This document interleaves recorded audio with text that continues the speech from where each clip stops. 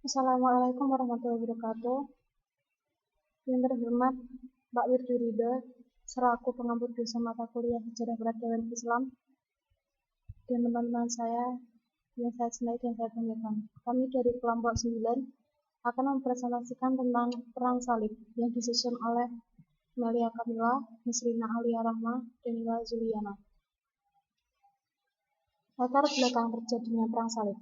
Perang Salib terjadi karena isu-isu yang berkembang di negara barat tentang penindasan-penindasan yang dilakukan oleh umat Islam yang menguasai kota Yerusalem, Palestina.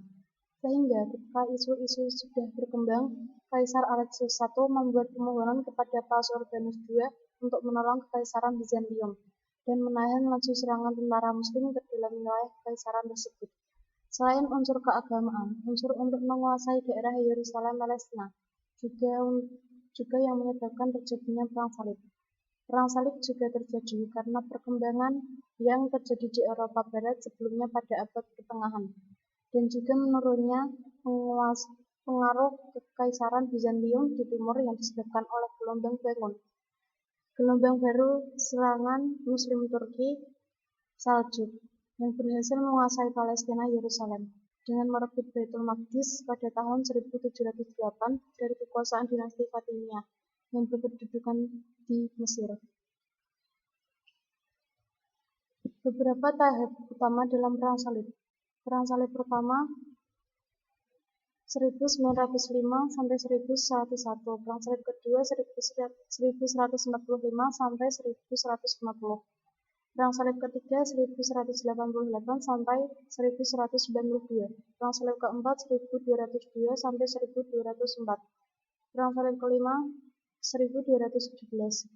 Perang Salib ke-6 1228 sampai 1239. Perang Salib ke-7 1249 sampai 1254. Perang Salib ke-8 1270. Perang Salib pertama. Pada bulan Maret 1905 di Konsili Piacenza, duta besar yang dikirim oleh Kaisar Bizantium, Alexius Comnenus Alexius I, meminta bantuan untuk mempertahankan kerajaannya melawan Turki Seljuk. Sedangkan di Konsili Clermont, Paus Urbanus II meminta untuk umat Kristen untuk bergabung dalam peran melawan Turki Seljuk. Paus Urbanus II memberikan jaminan kepada siapapun yang ikut serta dan mati saat Perang Salib, bahwa mereka akan masuk surga walaupun menyukai banyak dosa pada masa lalunya. Setelah turun ke medan perang, tentara Salib berhasil mengalahkan dua pasukan besar Turki di Dorylaeum dan di Antioquia. Mereka akhirnya berbasis ke Yerusalem dengan sebagai kecil pasukan yang tersisa. Pada 1909, mereka berhasil merebut Yerusalem dan menciptakan negara-negara tentara Salib kecil yang menjadi bagian dari kerajaan Yerusalem. 2. Perang Salib kedua. Setelah masa damai, di mana umat Kristen dan Muslim hidup berdampingan di tanah suci Yerusalem, tentara Islam yang dipimpin oleh Imad ad-Din Sunni merebut Aleppo dan Edessa. Kekalahan ini menyebabkan Paus Eugenius III menyerukan Perang Salib lainnya pada tanggal 1 Maret 1145.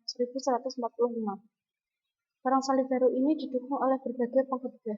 Yang paling terkenal adalah Dardanus dari Weyrauch. Tentara Prancis dan Jerman di bawah pimpinan Raja Louis VII dan Konrad III berbaris ke Yerusalem pada tahun 1147, tapi gagal mencapai keberhasilan besar. Pada 1150, kedua pemimpin besar itu kembali ke negaranya dengan tangan kosong. Perang Salib ketiga. Pada tahun 1187, Salahuddin Al-Ayyubi atau Saladin berhasil merebut Yerusalem setelah meraih kemenangan atas pasukan salib di pertempuran Hattin.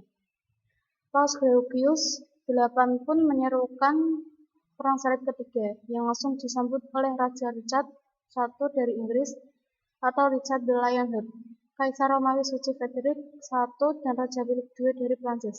Tentara Salib berhasil mengalahkan kaum Muslim di dekat Arsuf dan berhasil mendekat ke Yerusalem. Namun, karena persediaan makanan dan air yang tidak memadai, Perang Salib ketiga akhirnya dengan kegagalan pasukan Kristen untuk merebut Yerusalem. Richard pun meninggalkan Perang Salib setelah mengadakan gencatan senjata dengan Salahuddin. Perang salib ini terkadang disebut sebagai Perang Salib Raja. Paus Georgius VIII mati sebelum melihat akhir dari Perang Salib ini. Perang Salib keempat. Perang Salib keempat dimulai pada tahun 1202 oleh Paus Ignatius III dengan maksud untuk menginvasi Tanah Suci melalui Mesir. Perang ini juga menjadi kendaraan bagi ambisi politik Doge Enrico Dandolo dari Venesia untuk memperluas kekuatan Venesia di timur dekat dan melepaskan diri dari Bizantium. Tentara Salib pun membuat kontrak dagang dengannya, namun tidak memiliki dana untuk membayar armada dan ketentuan yang telah mereka kontrak. Dandolo pun meminta mereka untuk mengalihkan perang salib ke Bizantium dengan kota Zara sebagai jaminan awalnya. Paus Ignatius III yang terkejut karena peristiwa itu langsung mengekskomunikasi mereka semua. Walau begitu, mereka kembali melakukan pengepungan pada bulan April 1204. Kali ini Konstantinopel berhasil dijarah, gereja-gereja dirampok, dan banyak penduduk yang dibunuh. Para tentara salib membagi kekaisaran ini menjadi berbagai fief Latin dari koloni Venesia. Perang salib keempat berakhir setelah Bizantium terbagi menjadi dua bagian besar. Perang salib kelima. Melalui proses doa dan khotbah, gereja berusaha untuk kembali mengadakan perang salib pada tahun 1215. Dewan keempat lantaran merumuskan sebuah rencana untuk memulihkan Tanah Suci.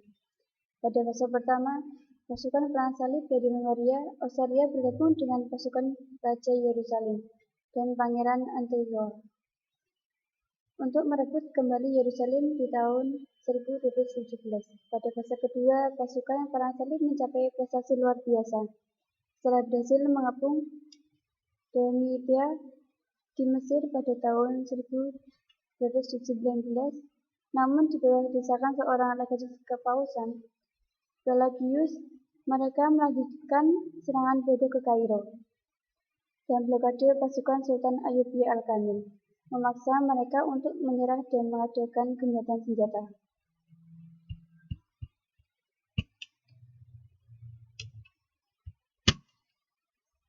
Perang salib ke-6. Setelah berulang kali melanggar sumpahnya dalam perang salib, Kaisar Benedictus II dieskomunikasi oleh Paus Benedictus IX pada tahun 1228. Namun ia belajar dari Benedictus mendarat ke Palestina dan melalui diplomasi yang mencapai kesuksesan yang tak terduga. Al-Kamil memberikan Yerusalem, Haris, dan Bethlehem kepada tentara salib dalam jangka waktu 10 tahun. Sehingga imbalannya, Benedictus berjanji untuk melindungi Al-Kamil dari semua musuh. Sekalipun mereka umat Kristen, setelah masa tenang ini, perang salib para baron pun terjadi. Perang ini adalah suatu upaya oleh Raja Theodosius I dari Naples pada tahun 1239 dan 1240 yang berawal dari panggilan Paus Julius IX untuk kembali menghimpun tentara salib pada bulan Juli 1239 setelah gencatan senjata berakhir. Selain Theodore, Peter, dan George Mongus dari Bonjour dan bangsawan Prancis lainnya juga ikut berpartisipasi di dalamnya. Mereka tiba di Akko pada bulan September 1239 setelah kekalahan pada bulan November di Gaza. Theodore mengatur dua perjanjian, satu perjanjian dengan kaum Ayubia dari Damaskus, dan perjanjian lainnya dengan kaum Ayubia dari Mesir. Perjanjian ini membuat sebagian bangsawan tidak senang, dan Theodore kembali ke Eropa setelahnya. Perang salib ke-7. Kepentingan kepausan diwakili oleh Templar, kesatria salib, membawa konflik dengan Mesir pada 1243 pada tahun berikutnya. Pasukan Hausum yang dipanggil oleh anak Al-Kamil Al-Adil menyerbu Yerusalem. Tentara salib dengan gabungan kaum Vanka dan tentara bayaran Badui tetap kalah telak oleh pasukan Benghaz dari suku Khawarizm. Dari kurun waktu 48 jam. Pertemuan ini dianggap oleh banyak sejarawan sebagai lonceng kematian bagi negara-negara Kristen. Sebagai bagian dari perang salib ini, Khusus 9 dari Prancis tetap mengorganisasi perang salib melawan Mesir hingga 1254. Perang Salib ke-8 pada tahun 1270.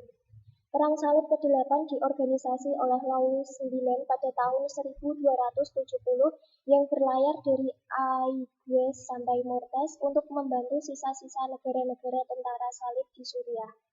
Namun, perang salib tersebut malah dialihkan ke Tunis, tempat Louis menghabiskan 2 bulan terakhirnya sebelum mati. Atas usahanya, Louis kemudian menjadi seorang santo. Perang salib ini terkadang dipecah menjadi perang salib ke-8 dan ke-9. Hasil dari perang salib ini adalah hilangnya kekuasaan Kristen di Suriah, meskipun umat Kristen diizinkan untuk hidup damai di wilayah tersebut.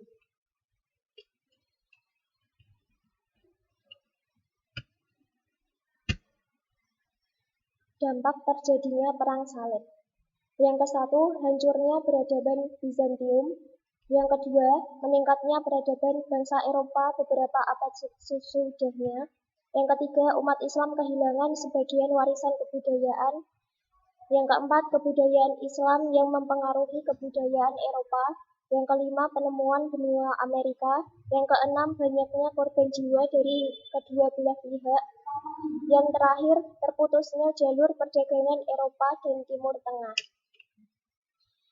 Sekian presentasi dari kelompok kami, kurang lebihnya kami memohon maaf. Terima kasih dan wassalamualaikum warahmatullahi wabarakatuh.